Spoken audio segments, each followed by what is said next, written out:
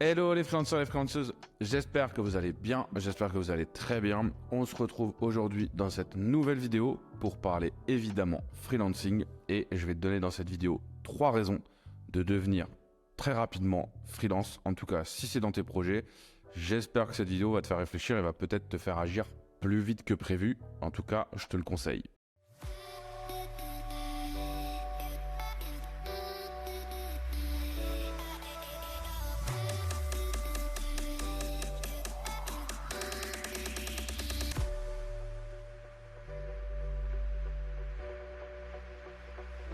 Avant de démarrer la vidéo, comme à mon habitude et comme dans chaque vidéo, je t'invite à t'abonner à la chaîne si ce n'est pas déjà fait pour ne pas rater les prochains contenus qu'on va publier. On diffuse une vidéo tous les mercredis vers 18h30, donc n'hésite pas à t'abonner pour ne rien rater.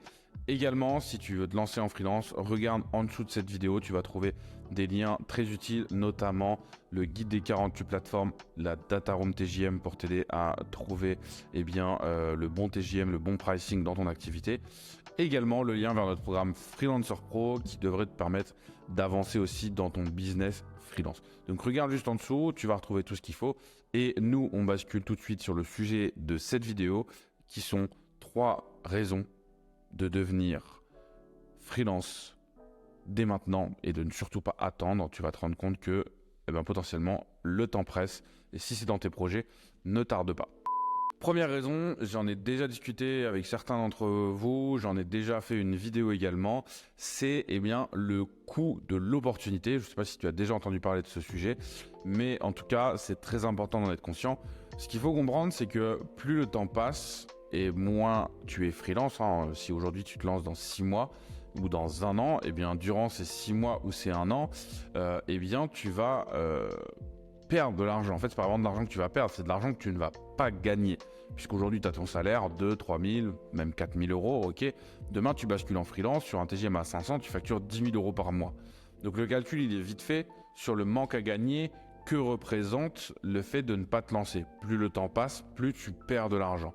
Et donc moi, ce que je dis toujours, c'est plutôt que d'essayer de se battre à un moment donné avec son employeur pour obtenir un petit 3% d'augmentation, force le truc.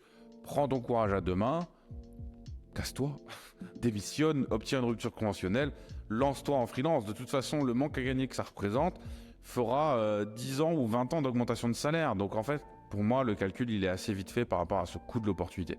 Donc c'est très important d'être conscient de ça et c'est vraiment pour moi le premier levier qui, quand tu en prends conscience, te fait dire mais en fait, qu'est-ce que j'attends depuis tout ce temps-là? Donc ça, premier point, hyper important. Deuxième point, on va parler de ton avenir et de ta retraite.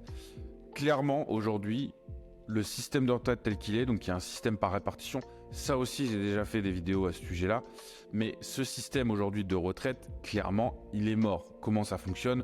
Je ne vais pas rentrer dans les détails, comme je le dis, j'ai fait une vidéo là-dessus, mais aujourd'hui, le système c'est quoi? C'est les actifs d'aujourd'hui, nous, enfin toi, le salarié, les travailleurs, on cotise pour les retraités d'aujourd'hui. Sauf que quand le système a été mis en place, il y avait beaucoup plus d'actifs pour un retraité. Je crois qu'on était autour des 3 actifs pour un retraité. Ce qui faisait que ça faisait moins de cotisations pour chaque individu et ça faisait une plus belle retraite pour le retraité. Ce ratio, il est en train de s'inverser. C'est une problématique démographique. Aujourd'hui, on est sur une période où il y a de plus en plus de retraités puisque la population vieillit et on n'a pas beaucoup de décence, donc on a de moins en moins d'actifs. Et donc aujourd'hui, je crois qu'on est à 1,8 actifs par retraité. Donc forcément, la balance, elle se déséquilibre et la balance, elle ne va faire que se déséquilibrer.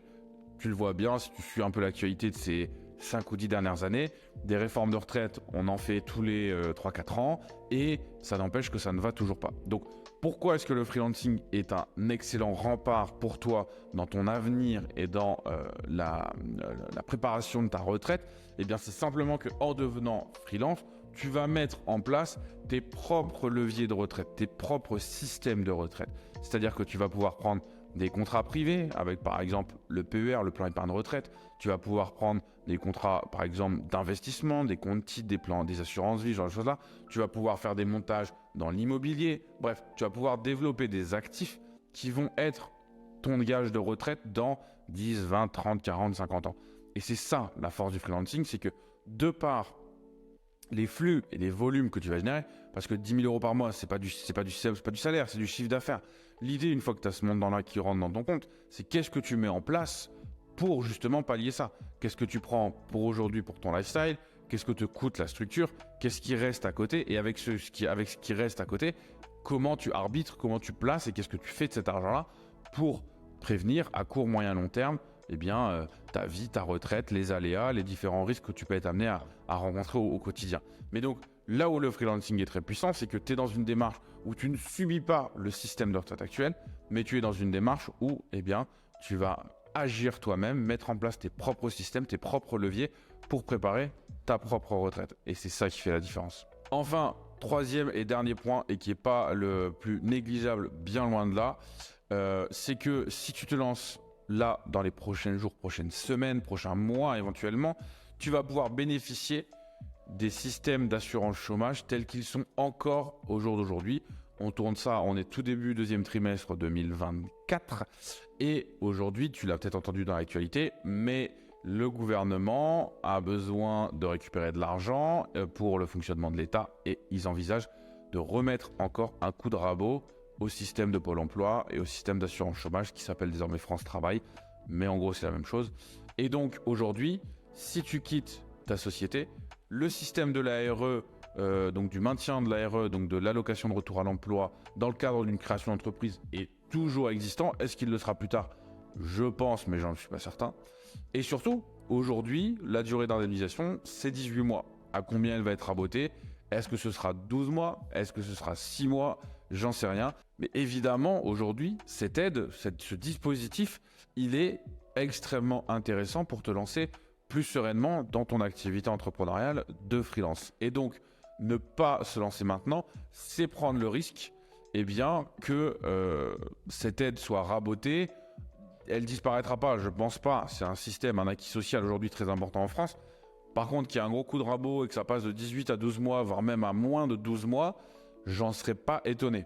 Donc, bien faire attention à ça, c'est que plus tu attends, plus tu prends du risque, que tu aies moins de latitude pour te lancer. Et je te dis ça aujourd'hui, on est à 18 mois, il y a encore 1 an et demi, 2 ans, c'était 24 mois. Donc, il y a des coups de rabot à base de 6 mois en moins tous les 2 ans, donc ce serait pas surprenant qu'on retombe à 12 mois, voire même qu'on puisse descendre en dessous dans certaines situations. Donc c'est pour ça que ces éléments-là, donc le coût de l'opportunité du fait que tu ne te lances pas et que tu as un manque à gagner, tu perds de l'argent, en tout cas tu ne gagnes pas de l'argent potentiellement que tu pourrais gagner, le fait que tu es dans un système qui n'est pas viable pour préparer ta retraite, pour préparer tes vieux jours, peut-être que tu es jeune et que ce n'est pas un sujet aujourd'hui que tu as à l'esprit.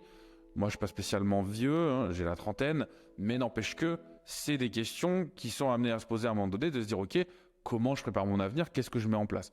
Le freelancing est un bon moyen pour ça. Donc ce système de retraite où tu vas prendre en main les choses, mettre en place tes propres leviers, c'est clairement un point. Et puis également, donc comme je le disais, les coups de rabot qui ne cessent d'être mis sur le système d'assurance chômage aujourd'hui, qui peuvent faire que ça peut rendre ton lancement beaucoup plus simple, d'avoir une allocation chômage pendant ne serait-ce que 1 an ou 1 an et demi. Clairement, ça aide quand même beaucoup dans le lancement d'une activité. S'il y a des coups de rabot là-dessus, il ne faudra pas t'étonner. La seule chose qui arrivera, c'est que tu te diras « Ah merde, si j'avais su, je me serais lancé plus tôt. » Eh bien, désormais, tu le sais, donc lance-toi. Voilà pour cette vidéo. J'espère que ce contenu t'a intéressé et t'a plu. Si tu as des questions sur tout ça, n'hésite pas à nous les mettre en commentaire. On te répondra avec grand plaisir. N'hésite pas également à t'abonner à la chaîne pour ne pas rater les prochains contenus. On publie une vidéo par semaine tous les mercredis vers 18h30. Donc n'hésite pas à t'abonner et à nous mettre tes remarques en commentaire. Moi en tout cas, je te dis à très bientôt sur la chaîne de freelancer.io et d'ici là, porte-toi bien. À très bientôt. Ciao.